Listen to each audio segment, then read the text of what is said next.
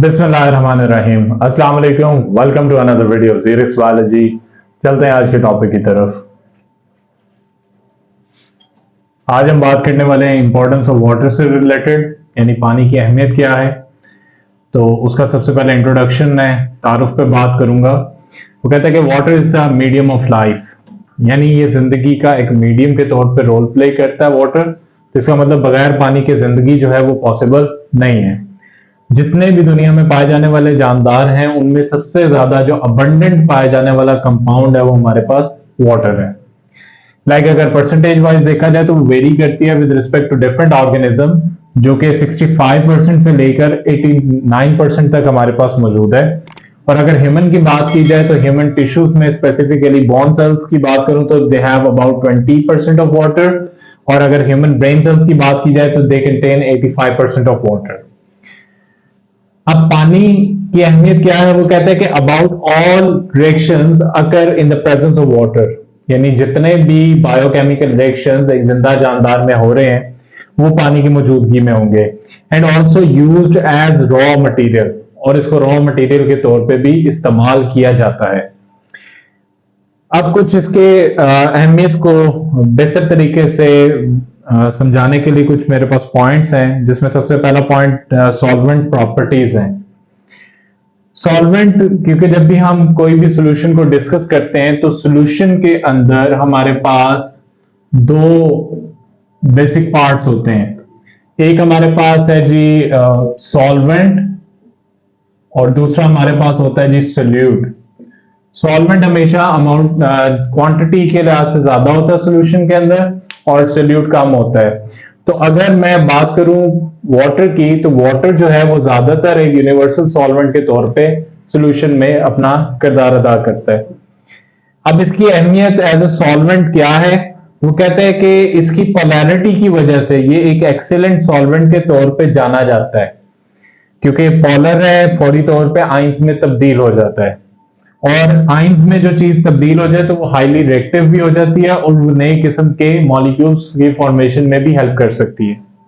Number 2, जब हम बात करते हैं कि आयनिक सब्सटेंस जो हैं उनको जब ऐड किया जाता है पानी में तो दे डिसोसिएट, डिसॉल्व होने के बाद क्या है, डिसोसिएट हो जाते हैं, जस्ट लाइक सोडियम क्लोराइड। तो उसमें सोडियम आइंस और क्लोराइड आइंस अलग हो जाते हैं। और अगर हम नॉन आयनिक की भी बात करें तो they disperse in the form of ionic sorry, जिन पे हम कहेंगे कि आयन ग्रुप्स में वो उसको डिस्पर्स कर देता है।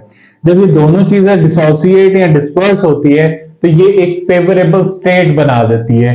फेवरेबल स्टेट किसके लिए, ताकि दूसरे मॉलिक्यूल्स के साथ बेहतर तरीके से रिएक्ट कर सके। अगर ये पहले कंपाउंड की शक्ल में ही पड़ी रहेगी तो ये कभी भी नए मॉलिक्यूल्स नहीं बना सकती। तो पानी जो है उनको मदद करता है कि वो अलहदा हुए, वो आयनाइज हो जाए, वो मॉलिक्यूल्स डिस्पर्स हो जाए, ताकि वो नए किस्म के मॉलिक्यूल्स बना सकें। फिर वो कहते हैं कि जितने भी जानदार हैं उनके अंदर एंजाइम्स जो हैं, दे नीड एक्वस मीडिया और environment for their proper functioning. तो विदाउट एक्वस एनवायरनमेंट एंजाइम जो है वो प्रॉपरली फंक्शन नहीं कर सकते। और एंजाइम की अहमियत के बारे में हमें पता है कि एंजाइम जो है ये तमाम के तमाम मेटाबॉलिक एक्टिविटीज को एफिशिएंट वे के साथ चलाने में अपना किरदार अदा करते हैं। अगर हम एंजाइम्स को बॉडी में से निकाल दें और वो तमाम एसेंशियल जो है कंपाउंड्स या हम कहेंगे कि एलिमेंट्स को बॉडी में रहने भी दें, जो कि बायोकेमिकल रिएक्शन में अपना रोल प्ले कर रहे हैं और जिनकी वजह से मॉलिक्यूल फॉर्मेशन हो रही है, तो तब भी एंजाइम के बगैर वो इतनी एफिशिएंसी के साथ प्रोडक्ट नहीं प्रोड्यूस कर पाएंगे जो कि एक जिंदगी के लिए जरूरी है, जिंदगी को चलाने के लिए जरूरी है। Then non polar organic molecules की बात की जाए which are insoluble in water, तो जब वो इनसॉल्युबल होते हैं तो उस प्रॉपर्टी का भी पानी के अंदर उन चीजों का रहना जो है वो फायदेमंद है सेल की मेम्ब्रेन्स को मेंटेन करने में। और डिफरेंट किस्म के जो हम कहते हैं कि ना सेलुलर कंपार्टमेंट्स बने होते हैं, तो उनको मेंटेन करने में ये नॉन पोलर ऑर्गेनिक मॉलिक्यूल्स पानी के अंदर जबरदस्त किस्म का स्ट्रक्चरल रोल प्ले करते हैं। सेकंड प्रॉपर्टी की तरफ अगर आए जो कि इसके इंपॉर्टेंस ऑफ वाटर को बेहतर तरीके से हमें समझाने में मदद करेगी, वो है हीट कैपेसिटी। अब ये सलाहियत है पानी की यानी पानी क्या करता है, एब्जॉर्ब तो करता है हीट को, लेकिन अपने अंदर मिनिमम चेंज लेकर आता है। वो मिनिमम चेंज जो है वो इसकी एक जबरदस्त किस्म की प्रॉपर्टी है, जो कि अभी मैं आपको आगे जाके समझाता हूँ कि वो किस तरह एक जानदार को हेल्प कर रही है। वो कहता है कि हीट कैपेसिटी को हम किस तरह डिफाइन कर सकते हैं, that is the number of calories. Calories basically energy है required to raise the temperature, जो कि एक टेम्परेचर को बढ़ाने के लिए जरूरी है। और 1 gram of water from 15 to 16 degree centigrade is 1। तो हमारे पास वैल्यू कितनी सिर्फ आती है, एक आती है, जो कि 1 ग्राम वाटर को क्या है 15 से 16 डिग्री में चेंज करने के दौरान हमें मिलती है। अब ये क्यों हो रहा है, क्योंकि पानी के अंदर हमारे पास बाकायदा तौर पे हाइड्रोजन बॉन्ड्स होते हैं। ये जो हाइड्रोजन बॉन्ड्स हैं, इनका जो टूटना है, ये एक उसे कह ले कि एक एज प्रोवाइड कर रहा है वाटर के मॉलिक्यूल को, कि वो मैक्सिमम हीट को जो है वो अपने अंदर एब्जॉर्ब करके मिनिमम चेंज जो है वो लेकर आए। तो दैट्स वाई पानी जो है वो जिंदा जानदारों में एज ए टेम्परेचर स्टेबलाइजर भी काम कर रहा है।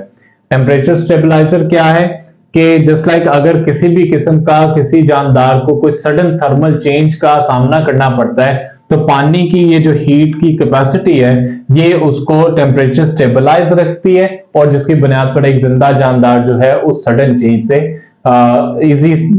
इजीली जो है वो अपने आप को रिकवर कर सकता है। नेक्स्ट है हमारे पास हीट ऑफ वेपोराइजेशन, यानी एक ऐसी हीट जो कि पानी को वेपर्स या वेपर्स की फॉर्म में कन्वर्ट कर दे। तो हीट ऑफ वेपोराइजेशन जो है उसके अंदर सिंपली पानी एब्जॉर्ब करता है हीट को, और it converted it into gas from the liquid state. तो HOV means heat of vaporisation expressed as calories. हम इसको कैलोरीज में एक्सप्रेस करते हैं, एब्जॉर्ब्ड पर ग्राम वेपोराइज, यानी जो एब्जॉर्ब करने के बाद एनर्जी वो जितने ग्राम वेपोराइज हुआ होगा। HOV of water is equal to 574 kilo calories per kilogram, यानी हमारे पास heat of vaporisation of water जो है उसकी value 574 kilo calories per kilogram है। और it helps in the cooling effect, यानी अगर मैं कूलिंग इफेक्ट की बात करूं, जिस तरह के अगर हम प्लांट्स में देखते हैं, प्लांट में एक प्रोसेस होता है दैट इज ट्रांसपायरेशन। तो ट्रांसपायरेशन के दौरान जो पानी निकल रहा है वो तो एक्सेस वाटर को तो वो ट्रांसपायर कर ही रहा होता है, लेकिन सेकेंडली वो जो ट्रांसपायरेशन का प्रोसेस है दैट एक्ट एज ए स्वेटनिंग, जिसका हमारी बॉडी में स्वेट प्रोड्यूस होता है, जिसका काम क्या है हमारी बॉडी के अंदर टेम्परेचर को स्टेबलाइज करना है ड्यूरिंग मैं कहूंगा समर सीजन, या जब टेम्परेचर जो है वो बढ़ना शुरू होता है। तो इसी तरह पौधों में भी ट्रांसपायरेशन का अमल, यानी जब एक पानी का मॉलिक्यूल लिक्विड से गैस में तब्दील होता है तो उस दौरान एक इफेक्ट पैदा होता है, उसे हम कूलिंग इफेक्ट कहते हैं, जिसकी वजह से या जिसकी मदद से पौधा जो है वो इजीली गर्म मौसम में भी अपने आप को सरवाइव कर सकता है। फिर है हमारे पास आयोनाइजेशन ऑफ वाटर। इसके बारे में थोड़ी सी बात यहां पे भी मैं कर चुका हूं जब हम सॉल्वेंट प्रॉपर्टीज को डिस्कस कर रहे थे कि पोलैरिटी क्या थी, कि जब हम पानी को देखते हैं तो पानी जो है वो आयोनाइज होता है इन the form of hydrogen ion and hydroxyl ion, और ये एक रिवर्सिबल रिएक्शन है, और ये मेंटेन किया हुआ होता है किसी भी पानी के अंदर। अगर हम देखें तो उसके अंदर वाटर मॉलिक्यूल भी होता है और आयंस की शक्ल में भी मौजूद होता है, और वो उसको एक इक्विलिब्रियम कंडीशन में बिल्ड किया हुआ होता है या स्टेट को मेंटेन किया होता है। वो कहता है कि अगर हम वैल्यू देखें at 25 degree centigrade the concentration of each ion in pure water is 10⁻⁷ mole per litre. तो अगर हम एक प्योर वाटर लेते हैं जो कि जिसके अंदर किसी किस्म के कोई मिनरल आयंस या अदर कह लें कि थिंग्स ऐड नहीं है, जिसे आप डिस्टिल वाटर भी कह सकते हैं, तो वो 25 डिग्री सेंटीग्रेड में उसकी जो हमारे पास आयनाइजेशन है या पोलैरिटी है वो 10⁻⁷ मोल पर लीटर मौजूद होती है। फिर पानी जो है वो प्रोटेक्शन में बड़ा रोल प्ले कर रहा है। लाइक हमारे पास लुब्रिकेंट के तौर पे इसका बड़ा किरदार है। लुब्रिकेंट हम उस चीज को कहते हैं जो कि फ्रिक्शन को मिनिमाइज कर सके। पहले अगर देखा जाए तो टीयर्स जो है वो हमारे यहाँ पे आंख के नजदीक टीयर ग्लैंड्स होते हैं, वहां से प्रोड्यूस होता है, और अगर आप देखें तो आपकी आंख जो है वो हर वक्त नम रहती है। ये नम रखने का मकसद क्या है कि जब कभी आपकी आईलिड जो है वो बंद हो या खुले तो उस दौरान जो है उसको वो फ्रिक्शनलेस सरफेस प्रोवाइड कर सके, और इजीली जो है वो डस्ट पार्टिकल्स को या कोई भी अगर फॉरेन पार्टिकल दाखिल हो रहा है उसको वाइप करने में मदद करे। सेकेंडली अगर देखा जाए तो हमारे जितने भी ऑर्गन्स हैं उसके अंदर पानी जो है वो फ्लूइड कुशन के तौर पे काम करता है, that helps them to protect them from any kind of trauma, यानी किसी भी किस्म का अगर कोई झटका लगे तो ऑर्गन जो है उसमें किसी किस्म का कोई डैमेज ना प्रोड्यूस हो। उसमें थोड़ा सा अगर मैं ऐड करूं तो अगर हम ब्रेन को देखें तो ब्रेन के अंदर एक फ्लूइड होता है that is known to be CSF, जिसे हम सेरिब्रोस्पाइनल फ्लूइड कहते हैं। तो ये हमें बड़े शदीद किस्म के ट्रॉमा से बचा के रखता है, किसी भी जॉल्ट और बम से। अदरवाइज हमारा ब्रेन जो है वो इनसाइड खोखला सा है, उसके अंदर कोई चीज नहीं है, तो वो पूरी तौर पर बर्स्ट हो जाता।